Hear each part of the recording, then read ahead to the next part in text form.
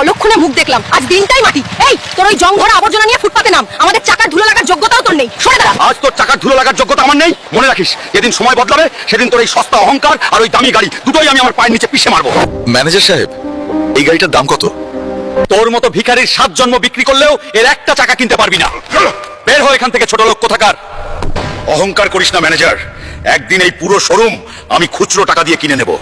রাগের মাথায় তো বলে এলাম, কিন্তু এখন আমি এতগুলো টাকা কোথায় পাবো? যে এই নরকের শয়তান দোমুন্ডাকে হারাতে পারবে সে পাবে নগদ 200 কোটি টাকা আর সোনার মুকুট। এই সুযোগ ওই শয়তানকে হারিয়ে আমাকে জিততেই হবে। আজ কি কোনো বাঙালির বুকে দম নেই যে আমার সাথে লড়বে? ও ভারত বাংলার বন্ধুরা, এই শয়তান দোমুন্ডাকে আমি হারাবো রে। আপনারা শুধু লাইক আর সাবস্ক্রাইব করে কমেন্টে আপনাদের দেশের নামটা লেখো।